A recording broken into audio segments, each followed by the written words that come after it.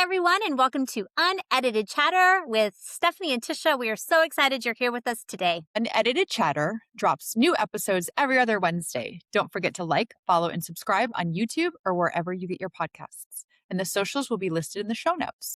This is an independent production. The views expressed here are our own and not those of our professional roles or employers. This is our Unedited Chatter. Let's get to it.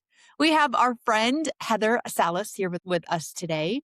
Heather is an experienced early childhood educator with over 20 years of working with young children and the adults who support them, which, as we all know, is just as challenging of a job.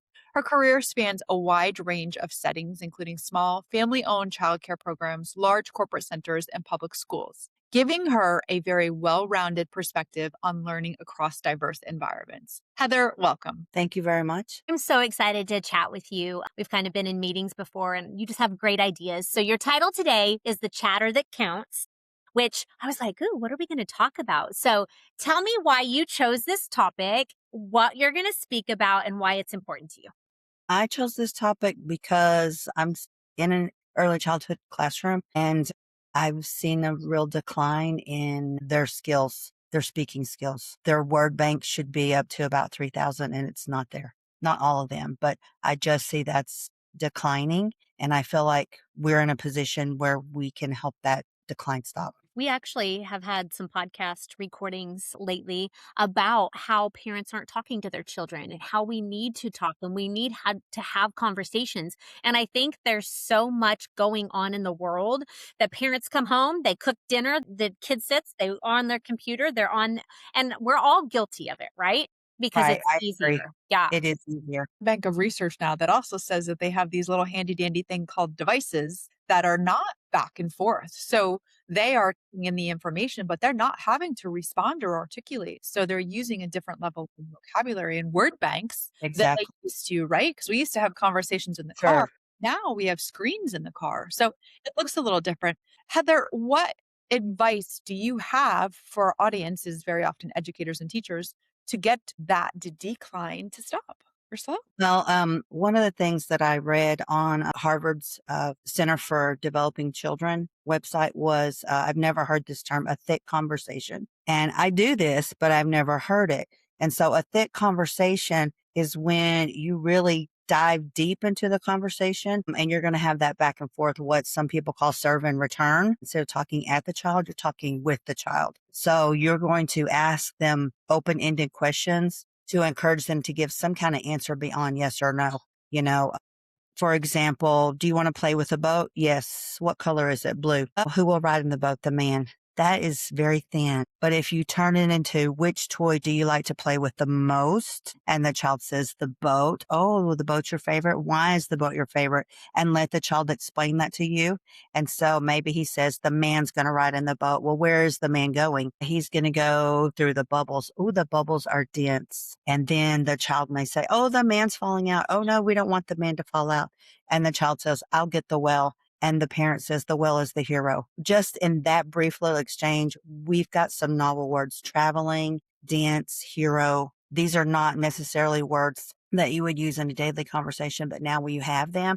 And now we have the chance to expand on those. Do you know what the word hero means? And before you do this, you want to put a little thought into how you're going to define it and make sure it's in a way that your child can understand it. So recently we did a farm to table unit and one of our vocabulary words was container. And every day I hear the word container many times. They are very excited about the word container.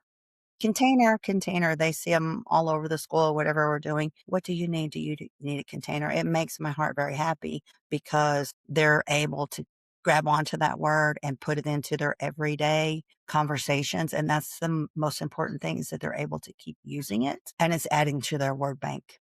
I love to hear that because I'm currently writing a book that's with the illustrator right now, and I have vocabulary words in the book, and they're going to be highlighted. And my illustrator and I have decided how we're going to place them or hide them in the story. And then I'm going to give the teacher at the end, and it's like courageous and bravery and all of the big words that they need to use, that these kids need to also find within themselves that they have, right?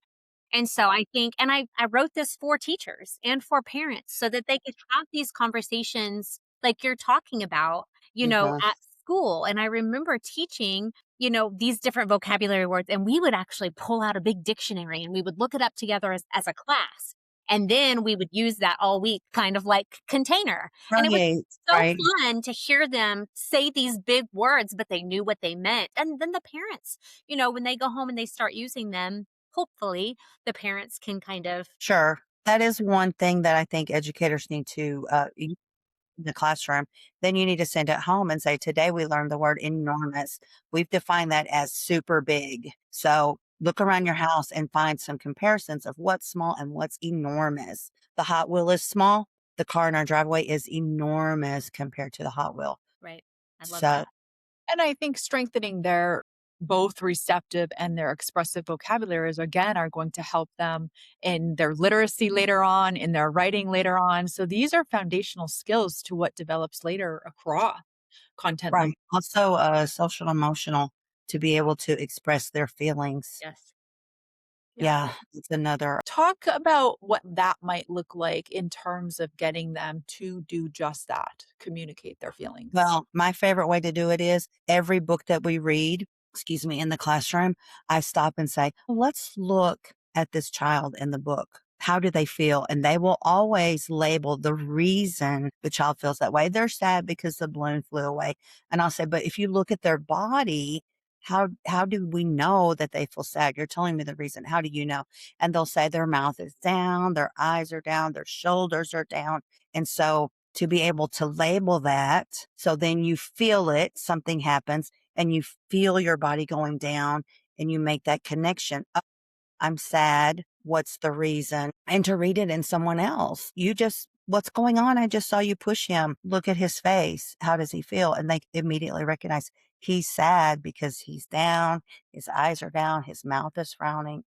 To me, it's very important. So we do that and use characters in books to do that. And then we use each other to do that as well. And I love that you talk about that because I'm gonna go back to my book. Working with my illustrator, I really want those facial expressions. And I talk about those a lot. I'm like, "Well, this character right here should look more, scared," or because there's a scary part of the book. And so I wanna make sure, just like you're talking, so I'm glad you're bringing that up.